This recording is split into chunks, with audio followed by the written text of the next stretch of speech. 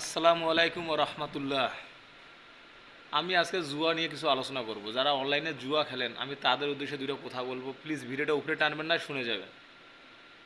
যারা কেসিনো খেলান তারা হয়তো ভাবেন যে একদিন অনেক কোটিপতি হবেন, অনেক বড়লোক হবেন, কিন্তু এটা পুরোটাই হচ্ছে ভুল ধারণা।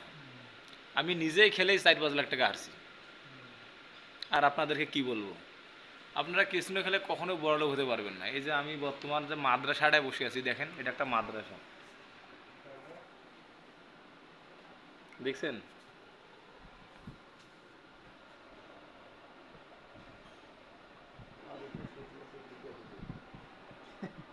এই যে মাদ্রাসায় শুধু আছে দুইটা হুজুর। এলা হুজুর বলতে কি, এমরা কিন্তু কিছু না খেলে যে টুকিটাকি তো জীবনে কিছুই করিয়ার পায় নাই, এখন কাজ করে রডের। এটাই বাস্তব। এই যে আমিও খেলছি, এরাও খেলছে, আমাদের অনেক টাকা লস। তাই আমি অনুরোধ করব ভাই, কেউ এই জুয়ার আশেপাশে যেও না। আমার আপন দুলা ভাই দুইটা একবারে ধ্বংস হয়ে গেছে, আমার আপন একটা মামা ধ্বংস হয়ে গেছে। এই জুয়া কেউ খেলবেন না। এই জুয়াটা আসলে বিষয়টা কেমন জানেন? মনে করেন যে 50 জন খেলতেছে, আসলে লাইভ আমরা বুঝি যে হ্যাঁ লাইভ খেলা দুর্নীতি নেই, আসলে দুর্নীতি আছে। 50 জন খেলতেছে, তার ভিতরে দেখা যায় যে একজনকে তারা ফলো করবে, তাকে হারাবে, আরেকজনকে ফলো করবে, তাকে হারাবে, তারপরে একজনকে ফলো করবে, তাকেও হারাবে, সবাইকে হারাবে। এখন সবাই ভাবেন যে তাহলে ক্রিকেট ক্রিকেট তো লাইভ, সেটাতে আমি আর্ন করবো। সেটা তো আপনি পারবেন না। কেন পারবেন না? কারণ 1000 ধরলে, 1000 টাকা বাজ ধরলে আপনি পাবেন 5000 টাকা। আরেক পক্ষে আপনি 1000 টাকা ধরলে পাবেন 200-300 টাকা। আপনি কোনটা ধরবেন? 1000 5000 ধরবেন, আর আপনার দলটা কিন্তু খেলে যাবে।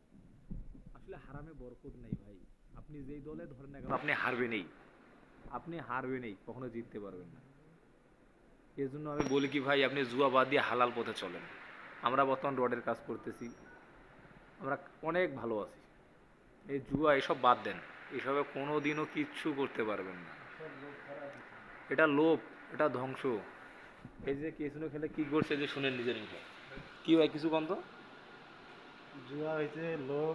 এটা মানুষকে লোভ দেখায়, লোভ দেখে অনেক টাকা হাতিয়ে নেয়, যার কারণে অনেক অনেক বাংলাদেশের পরিবার ধ্বংসর মুখে। এতে অনেক বাংলাদেশের কোটি কোটি টাকা বিদেশে লুট হয়ে যাচ্ছে। আর বেশি কিছু বলবো না, আপনারা বুঝতে পারছেন। এখন শুনেন, এখন আপনি কোন এই জাতির উদ্দেশ্যে এরা কি খেলবে না খেলা বাদ দিবে কোনটা? বাদ দেয় নাই মানে বাদ দিয়া দিবে।